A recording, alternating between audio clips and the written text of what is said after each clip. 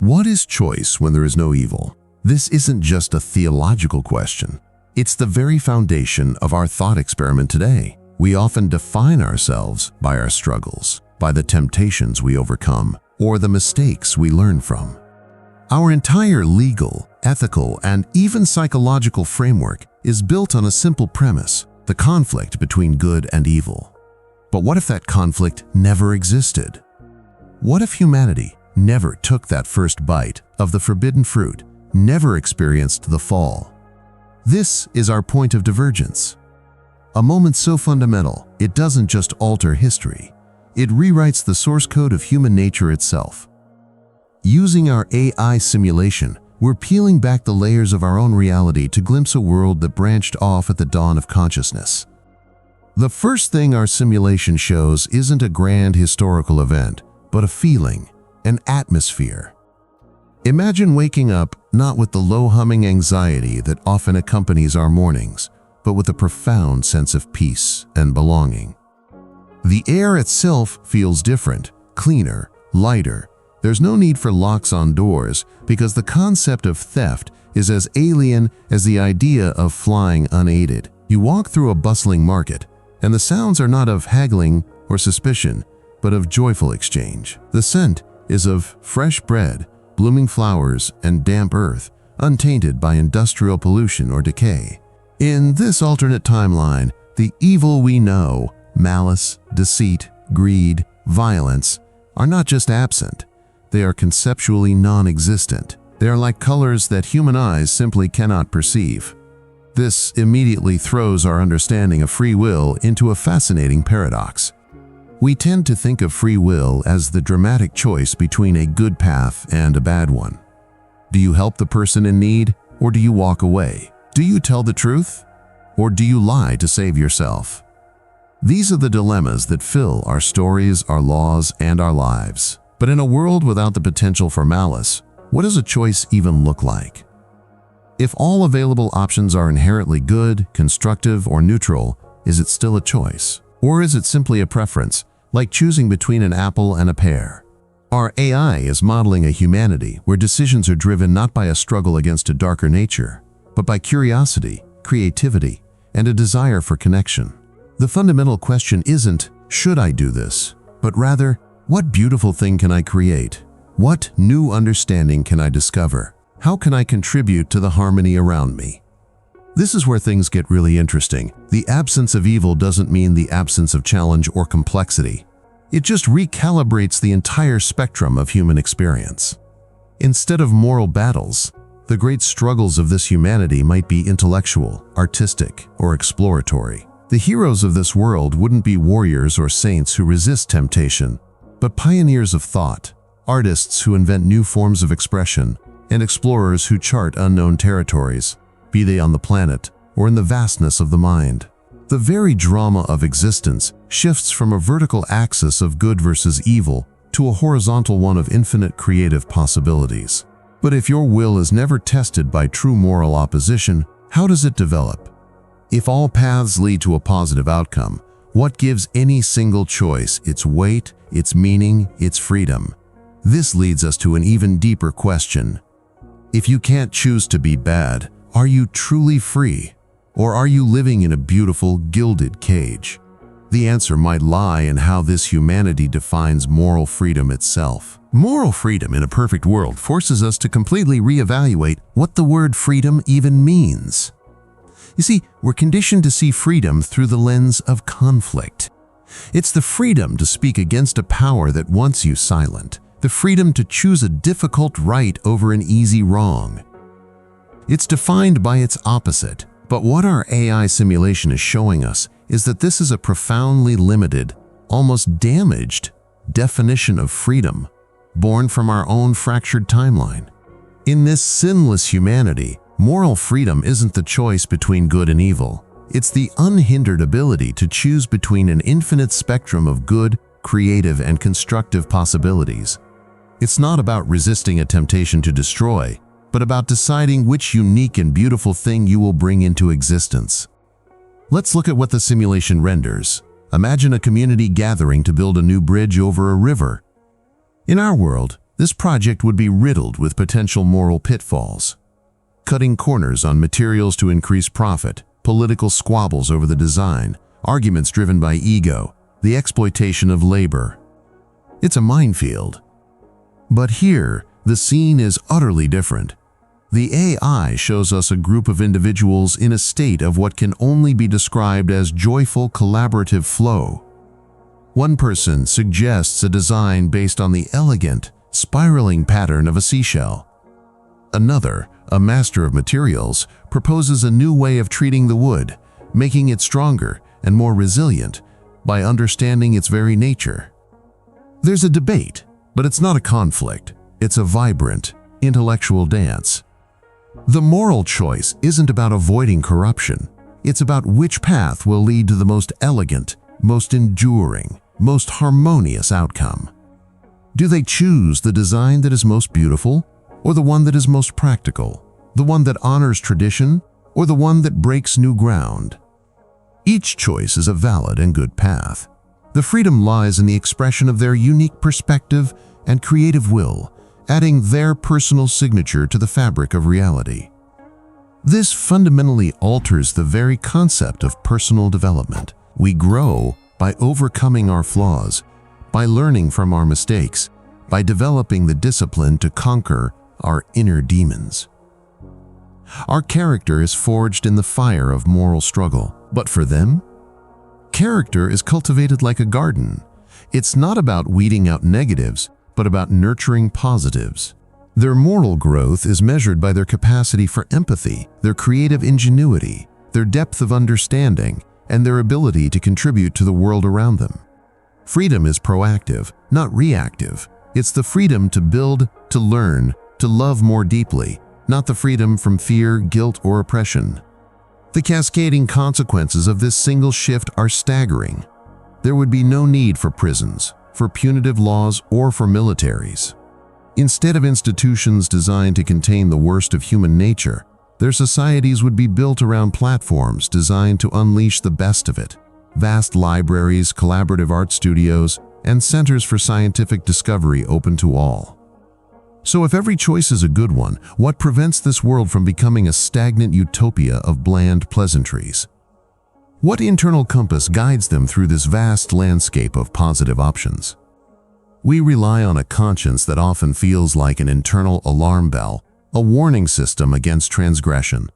But without transgression, what is its purpose? The AI model suggests that in the absence of this internal conflict, the human mind would have evolved its guidance systems differently. It wouldn't be a simple conscience, but something far more sophisticated. This brings us to the very engine of their decision-making. How do they navigate this world of infinite good choices? It's not just about instinct or our version of conscience. It's about an entirely elevated form of intuition. If you're finding this journey as fascinating as I am, take a moment to hit that like button.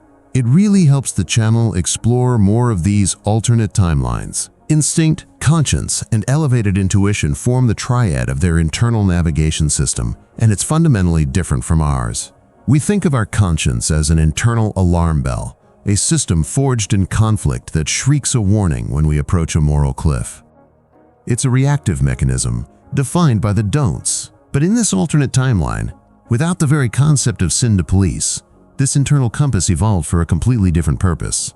It's not a brake pedal. It's a sophisticated guidance system for navigating a vast, open landscape of positive potential. The AI simulation shows us that this system operates on 3 interconnected levels, each one building on the last, creating a form of awareness that is almost alien to our experience. Let's start at the most primal level, instinct. Our instincts are a legacy of a brutal past, hardwired for survival in a world of scarcity and threat. Fight or flight, suspicion of the unknown, the drive to dominate. These are the ghosts of our evolutionary history. In this sinless humanity, however, the AI renders a world where instinct evolved, not for competition, but for symbiosis. Imagine a person walking through an ancient forest. Our instincts would have us scanning for predators, for dangers lurking in the shadows. Theirs, the simulation shows, are tuned to the forest's vitality. They might feel an almost physical pull towards a part of the undergrowth where the soil is losing its nutrients, or sense a subtle disharmony in the birdsong that indicates a water source is becoming blocked. It's an instinct for stewardship, a deep, cellular-level drive to maintain balance and health in the systems they are a part of. It's not the fear-based instinct of an animal trying to survive, but the nurturing instinct of a gardener tending to their world. Building on that is their version of conscience, and this is where the divergence becomes profound. Our conscience is intrinsically linked to guilt and shame. It's the voice that says, "You shouldn't have done that." It's a judge, and its gavel is the heavy weight of regret. But what is a judge without crime? In this timeline, the conscience functions less like a judge and more like a musician's perfect pitch. It doesn't register right versus wrong, but harmonious versus dissonant. When considering an action, they feel a sense of resonance, a clean, clear hum when the choice aligns with the flourishing of themselves and the world. A less optimal choice, one that is perhaps less creative, less elegant, or less considerate, doesn't produce guilt, but a subtle feeling of dissonance, like a single note played slightly out of tune in a beautiful symphony. It's not a moral failure, it's an aesthetic and relational imperfection they are naturally inclined to correct, always tuning their actions towards a more perfect harmony. Finally, at the pinnacle of this system is what our AI model can only describe as elevated intuition. This is where instinct and conscience are synthesized with a conscious, almost precognitive level of awareness. It's the ability to perceive the cascading consequences of their choices, not as a cold calculation, but as a felt reality. The simulation visualizes this as a person seeing not just a single path forward, but a branching array of possibilities, each shimmering with its own unique quality of light. They can feel the long-term ripple effects of their decisions. Choosing one architectural design for a public space over another isn't just about aesthetics. Their intuition allows them to sense how each design will affect the emotional well-being of the community, the flow of daily life, and even the creative inspiration of generations to come. It's a holistic systems-level thinking that has become as natural as breathing, allowing them to navigate the infinite spectrum of good with breathtaking wisdom and foresight. So this internal GPS is perfect for navigating a landscape of positive options. But what happens when the map shows two equally beautiful, equally valid destinations, and you can only travel to one? What does a true ethical dilemma look like in a world where the temptation to do wrong simply doesn't exist? That's where our simulation gets truly fascinating. What would ethical dilemmas look like without temptation? It's a question that fundamentally redefines the very nature of a problem, shifting it from a conflict of morality to a conflict of creation. In our timeline, our most gut-wrenching choices are often born from the tension between what we want and what we know is right, or being forced to choose the lesser of two evils. We wrestle with selfishness, with fear, with the temptation to take a shortcut. But in this alternate timeline, where the concept of malevolent intent is absent, the AI simulation shows us that ethical dilemmas aren't about avoiding a negative outcome. They are about the immense, almost painful responsibility of choosing between two equally beautiful, equally positive futures. The conflict isn't good versus evil, it's good versus good. To make this tangible, our simulation generated a scenario for us. Imagine a small, isolated community that discovers a hidden, pristine mountain valley, a perfect ecosystem untouched for millennia. The air is so pure it almost hums, and the valley floor is covered in a unique, bioluminescent moss that pulses with a soft, ethereal light at night. There's a palpable sense of peace, a deep, resonant harmony that their refined consciences can feel in their very bones. The dilemma arises immediately. What is the valley's purpose? One group, guided by their deep instinct for stewardship, proposes that the valley be consecrated as a silent sanctuary. No one would ever build there. No one would alter a single stone. Its purpose would be to simply be a lung for the planet, a place for solitary meditation, a benchmark of pure, unadulterated life that would anchor the spiritual and ecological health of the entire region for thousands of years. They can feel the cascading consequences of this choice, a future of profound stability, quiet wisdom, and a deep connection to the natural world. But another group, driven by an equally valid impulse, the creative harmony of their conscience, sees a different, breathtaking potential. They envision the valley not as a place to be left alone, but as a canvas for the ultimate collaboration between humanity and nature. They propose building a university of symbiotic design, where structures are not built on the land, but grown with it. Picture towers of living wood coaxed into elegant, spiraling forms, their interiors illuminated by the natural bioluminescence of the native moss. Imagine labs where new forms of music are composed based on the seismic rhythms of the mountain itself. The sounds would be of gentle, flowing water, integrated into the architecture. The smell, a mix of damp earth, night-blooming flowers, and the clean ozone of high altitude. This choice also has beautiful cascading consequences, a future of explosive innovation, artistic renaissance, and a new paradigm for what it means to live in harmony with the environment, not by leaving it alone, but by co-creating with it. Here, in this crucible of choice, is the heart of their ethical dilemma. There is no evil option. There's no temptation to strip mine the valley for resources or turn it into an exclusive resort for the powerful. Such thoughts are as alien to them as the concept of flight to a deep-sea fish. The agony comes from their elevated intuition. They can vividly perceive and feel both potential futures. They feel the profound, soul-quieting peace of the sanctuary, and they also feel the ecstatic, vibrant joy of the creative city. The weight of the decision is immense, because to choose one is to actively extinguish the other. It is an act of creation that is simultaneously an act of annihilation. The pain of this dilemma is not guilt or fear of making a mistake, but a kind of profound, existential grief for the beautiful world that will never be born. It's the sorrow of the artist who can only paint one masterpiece when they have two perfect visions in their mind.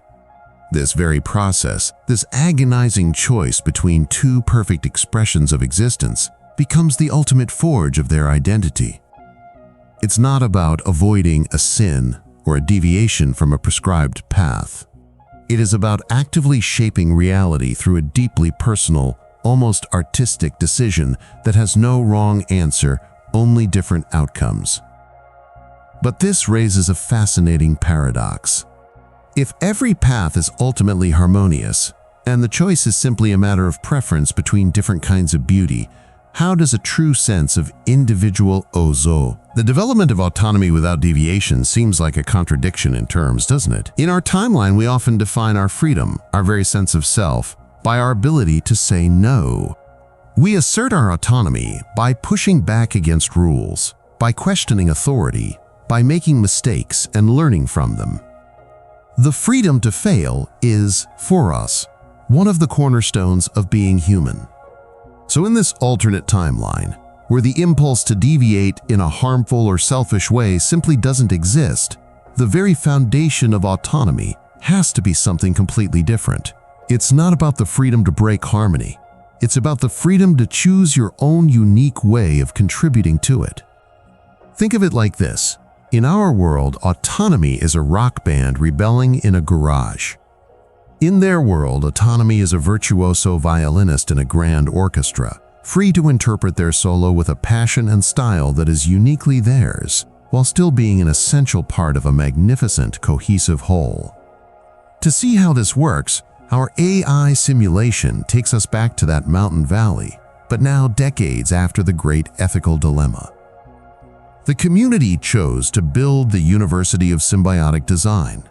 As the simulation's camera glides through the spiraling, living structures, we see autonomy in action.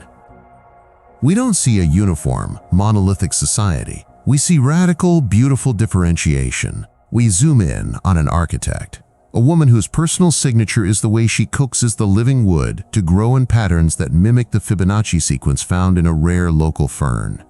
The light filtering through the canopy she designed casts dappled shadows that feel like a living, breathing thing. Her choices are entirely her own. Her style is recognizable. This is her autonomy. In another part of the university, a sound sculptor is tuning a massive geological organ, a series of resonant chambers carved deep into the mountain that transform the planet's micro-tremors into a deep, soul-stirring hum. The melody he creates today will be different from yesterday's, guided by his unique intuition and artistic sensibility. His freedom isn't in creating dissonance, but in discovering new forms of harmony. This is the crucial butterfly effect on the human psyche. Without the internal war of temptation versus conscience, the self is no longer a battleground to be won. It's a garden to be cultivated.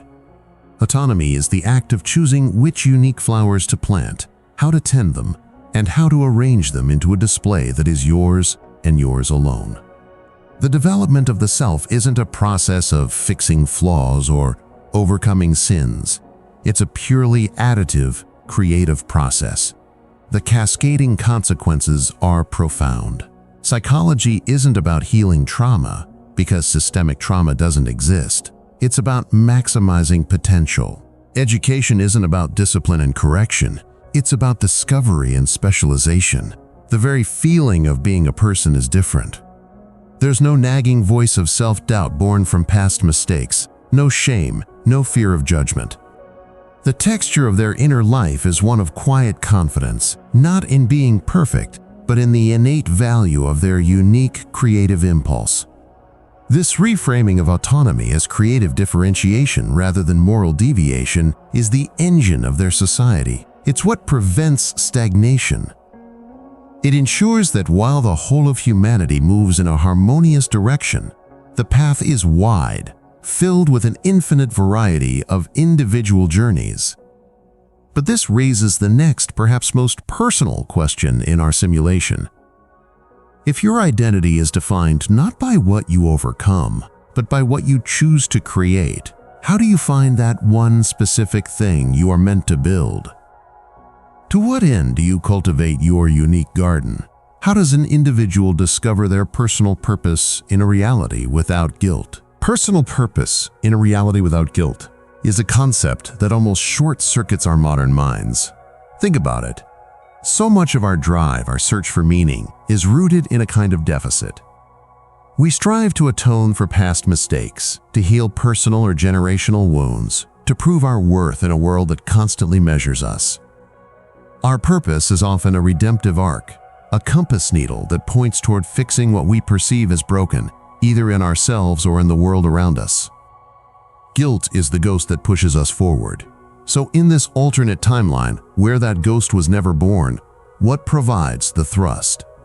What gets you out of bed in the morning with a fire in your soul, if not to conquer a demon, right or wrong, or fill a void? The answer our simulation provides is beautifully simple and yet profoundly alien. Purpose isn't found through redemption, but through resonance. Our AI simulation pivots, its lens pulling away from the grand societal structures to focus on a single human experience. We follow a young individual on the cusp of adulthood. There is no anxiety in their posture, no frantic search for a career. Instead, they are on a journey of listening. The simulation visualizes their elevated intuition not as a voice, but as a feeling, a full-body, sympathetic vibration. We see them spend a week with the bioarchitects. As they run their hands over the living, breathing walls of a university building, the AI renders the sensation for us. The texture is fascinating, but the deep, cellular hum of the structure feels foreign. It's like listening to music in a key that isn't yours. It's beautiful, but it doesn't make you want to dance. Later they sit within the mountain's geological organ, feeling the planet's thrumming bass notes vibrate through their bones.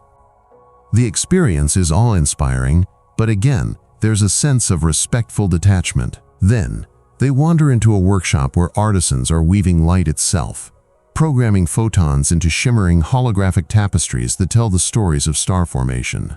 And that's when it happens. The simulation visualizes a golden warmth spreading through their chest. The air itself seems to clarify. It's a feeling of profound recognition, a silent, internal, "Ah, there you are." It's the feeling of coming home. This is the butterfly effect, on the very concept of a calling. In our timeline, a calling is often a heavy burden, a duty to be fulfilled. Here, it is an irresistible pull, a joyful alignment. This individual's purpose isn't to become a light weaver to gain status or to solve a pressing societal problem, though they will do that. Their primary motivation, the deep, personal why, is that the very act of manipulating light feels like the most natural expression of who they are. Their purpose is to bring a form of beauty into the world that only they can, using a medium that resonates with the very core of their being. The cascading consequences of this are immense. There is no imposter syndrome because their worth isn't tied to external validation, but to this internal, undeniable resonance. There is no burnout from chasing a goal that is misaligned with their soul. Psychology, for them, isn't about finding your purpose, but about helping you filter out any remaining distractions so you can hear your own unique song more clearly. This deep personal alignment is the bedrock of their identity, the ultimate expression of autonomy we saw developing earlier. It's the virtuoso violinist, not just choosing to play a solo, but discovering the one specific melody that their soul was born to play. But this is only the first, intensely personal step. The true power, the real engine of this alternate timeline's progress, isn't just in the discovery of a single perfect note. It's in what happens when that note finds its harmony with another, and another, and another. How does this profoundly personal sense of purpose translate into a collective act that can shape worlds? This is where the individual's free will blossoms into something far grander: co-creation as the expression of free will. Co-creation as the expression of free will is the logical, breathtaking evolution of a society built on resonance. In our timeline, collaboration is often a transaction, a negotiation of egos, and a compromise of visions to achieve a common goal. It's functional, but it's full of friction. Here, in this alternate timeline, the very concept is transformed. If finding your personal purpose is like discovering the unique, resonant note your soul was meant to play, then co-creation is the symphony that emerges when those notes are played in concert, not by mandate, but by mutual, joyful attraction. It's the ultimate expression of free will because it's a conscious choice to harmonize, to see how your individual light can blend with another's to create a color that neither could have produced alone. Our AI simulation shifts its focus back to the light weaver we met, the individual who found their purpose not in a job title, but in the very act of manipulating photons. We see them now, not in a solitary studio, but within a vast, open-air concourse that feels more like a living organism than a building. The air hums with a quiet, focused energy. The light weaver is working on a section of what appears to be a celestial map, a shimmering, holographic tapestry suspended in the center of the space. But they are not alone. A short distance away, a geological harmonist, someone whose resonance is with the planet's deep frequencies, is tuning a massive, slowly rotating crystal. As they lay a hand on its surface, the crystal emits a low, sonorous chime that alters the very properties of the ambient light.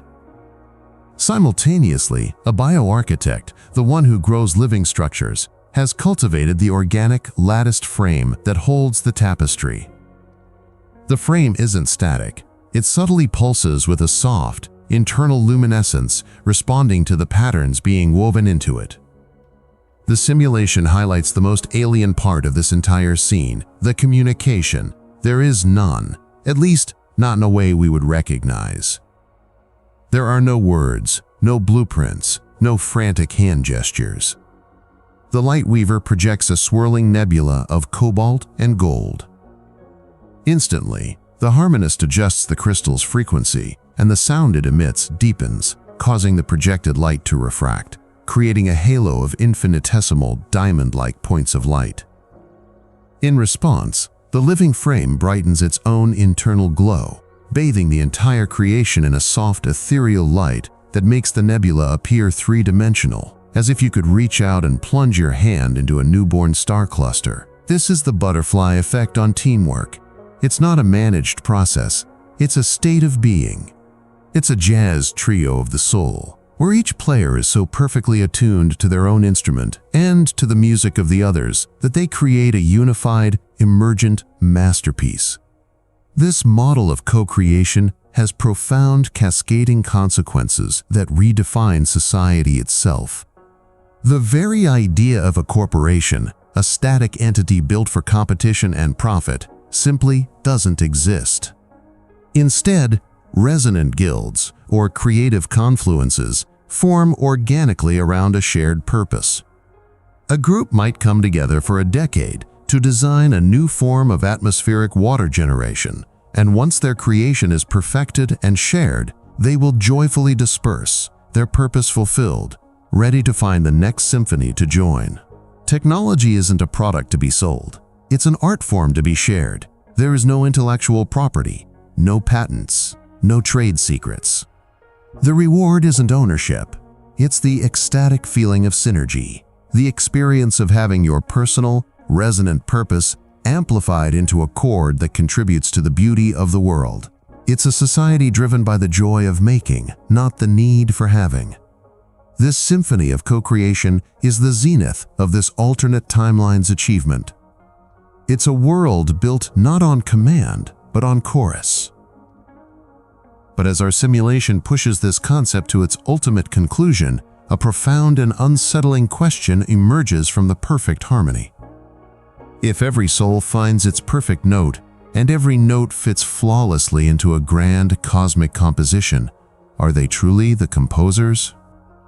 Or are they just exquisitely crafted instruments playing a song that was written for them from the very beginning? This brings us face to face with the ultimate question of this entire experiment, the paradox between divine destiny and absolute freedom. The paradox between divine destiny and absolute freedom is the final haunting question our simulation leaves us with, a question that hangs in the perfect air of this alternate reality, like an unresolved chord. Throughout this journey, we've witnessed a humanity that experiences a form of free will we can barely comprehend, the freedom to resonate, to find purpose, to create in perfect harmony. Every individual choice feels authentic, self-directed, and joyful. Yet, as we saw with the symphony of co-creation, when every free choice aligns so perfectly with every other, the resulting pattern is one of flawless, predictable order. From the inside, it feels like absolute freedom. From the outside, it looks like destiny. Are they truly choosing their path? Or are they simply walking a beautiful predetermined road so perfectly that they don't even feel the guardrails? This is the ultimate philosophical crossroads, where the individual's experience clashes with the observable reality of the system.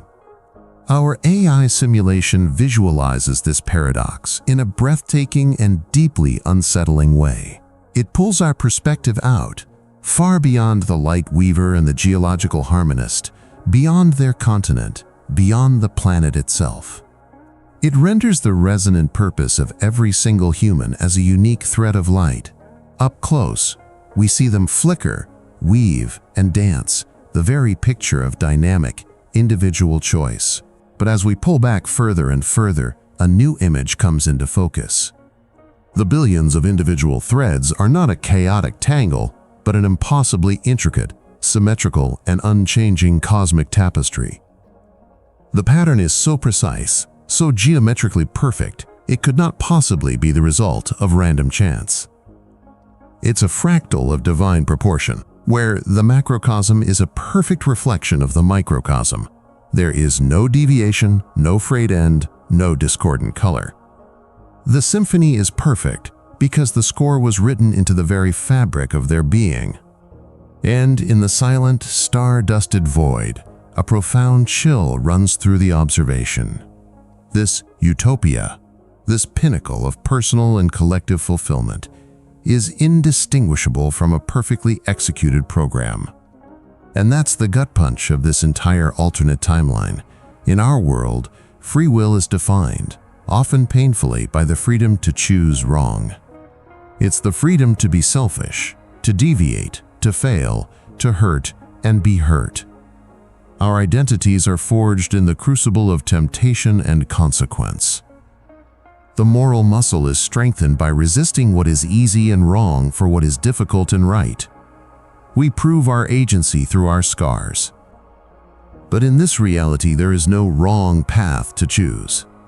The very concept of temptation is absent. Their moral compass isn't a tool for navigation through a storm. It's a gyroscope that keeps them perfectly, effortlessly balanced. So we must ask the hardest question of all.